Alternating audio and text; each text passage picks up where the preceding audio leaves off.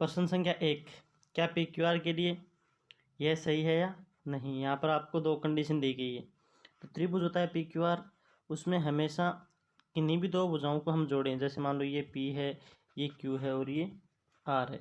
दो भुजाओं को हम जोड़ें, जैसे पी क्यू और क्यू आर को जोड़ेंगे तो इन दोनों का जो योगफल है वो तीसरी भुजा से हमेशा क्या आएगा, ज़्यादा आएगा। तो यहाँ पर पहली कंडीशन दी गई है P Q plus Q R, इन दोनों का योगफल पी आर से बड़ा दिखा रखा है, तो ये कंडीशन सही है। दूसरे में हमें दिखा रखा है P R plus Q R, इन दोनों का योग पी क्यू से क्या है, छोटा दिखा रखा है, तो यह कंडीशन सही नहीं है। इसके बाद प्रश्न संख्या 2, प्रश्न संख्या 2 भी आपको ऐसी दी गई है। यहाँ पर क्या ऐसा त्रिभुज संभव है जिसकी भुजाओं की माप 4.5 सेमी, 5.8 सेमी व 10.2 सेमी है। तो त्रिभुज की भुजाओं का योग जो होता है, दो भुजाओं का योग, वो हमेशा तीसरी भुजा से क्या होता है, ज़्यादा होता है। तो यहाँ पर हम दोनों दो भुजाओं को जोड़ के देखेंगे। सबसे पहले हम 4.5 और 5.8 को जोड़ते हैं। 4.5 प्लस 5.8 दोनों को जोड़ेंगे तो आएगा 10.3, जो कि तीसरी भुजा से क्या है, ज़्यादा है।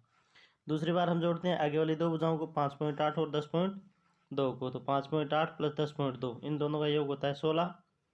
ये तीसरी भुजा कौन सी बच गई, 4.5, इससे क्या है, ये ज़्यादा है। फिर हम जोड़ते हैं 10.2 और 4.5 को, तो दोनों को जोड़ने पर आएगा 14.7, और ये तीसरी भुजा से क्या है, ज़्यादा है। यानी तीनों ही कंडीशन में योग है वो ज़्यादा है, तो यह त्रिभुज संभव है। इसके अंदर प्रश्न संख्या 3, प्रश्न संख्या 3 आपको दी गई है, यदि किसी त्रिभुज में पाइथागोरस गुण प्रयुक्त होता है तो वह त्रिभुज कौन सा है।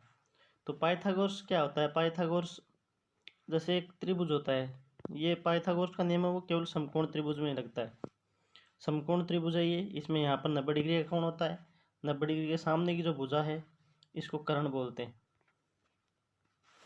एक जो बच गई इसको लंब बोला जाता है, और नीचे वाली को आधार बोलते हैं। तो पाइथागोरस प्रमेय में क्या होता है, ये जो कर्ण है, सबसे बड़ी भुजा कर्ण होती है, तो कर्ण का स्क्वायर बराबर लंब का स्क्वायर प्लस आधार का स्क्वायर, ये होता है इसमें।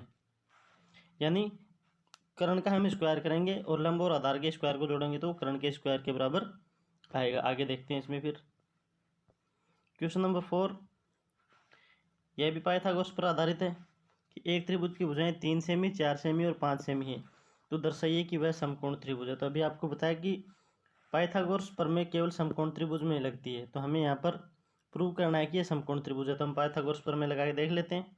पाइथागोरस की प्रमेय क्या है, कर्ण स्क्वायर बराबर लंब स्क्वायर प्लस आधार स्क्वायर। कर्ण होती है त्रिभुज की सबसे बड़ी भुजा, तो यहाँ पर सबसे बड़ी भुजा है 5 सेमी, तो हम 5 का स्क्वायर करेंगे। 5 का स्क्वायर बराबर एक 3 सेमी, एक 4 सेमी, एक को लंब मान सकते हैं, एक को आधार मान सकते हैं, तो 3 का स्क्वायर प्लस 4 का स्क्वायर। 5 का स्क्वायर करेंगे 25, 3 का स्क्वायर करेंगे 9 और 4 का स्क्वायर करेंगे तो 16। 25 और 16 और 9 को जोड़ेंगे तो 25 दोनों बराबर आ गए, इसका मतलब यह समकोण त्रिभुज है। इसके बाद प्रश्न संख्या 5, प्रश्न संख्या 5 भी आपको यहाँ पर पाइथागोरस के नियम से दी गई है। लिखा हुआ है निम्न आकृति में अक्ष का मान ज्ञात करें। यहाँ पर आपको एक समकोण त्रिभुज दिया हुआ है, यहाँ पर 90 डिग्री का कोण है, इसके सामने की भुजा जो है, ये जो अक्ष दे रखी है, ये होती है कर्ण। 90 डिग्री के सामने की भुजा को क्या बोलते हैं हम, कर्ण। जो दो भुजाएं बच गई, एक लंब हो जाएगी और एक आधार हो जाएगी। तो कर्ण हो गया x, लंब हो गया 7 और आधार हो गया 24। फिर हम पाइथागोरस की प्रमेय लगाते हैं। यहाँ पर पाइथागोरस प्रमेय क्या होती है, कर्ण स्क्वायर बराबर लंब स्क्वायर प्लस आधार स्क्वायर। कर्ण है यहाँ पर x, तो x का स्क्वायर, लंब है 7 तो 7 का स्क्वायर, आधार है 24 तो 24 का स्क्वायर। x स्क्वायर बराबर 7 का स्क्वायर 49 और 24 का स्क्वायर 576। x स्क्वायर बराबर 625, और स्क्वायर को हम दूसरी साइड में लाएंगे तो ये आ जाएगा वर्गमूल में। तो 625 का हम वर्गमूल निकालेंगे, तो 625 का वर्गमूल क्या हो जाएगा, 25। तो आज के होमवर्क के ये 5 क्वेश्चन थे। इस तरीके से आपको ये 5 क्वेश्चन करने हैं।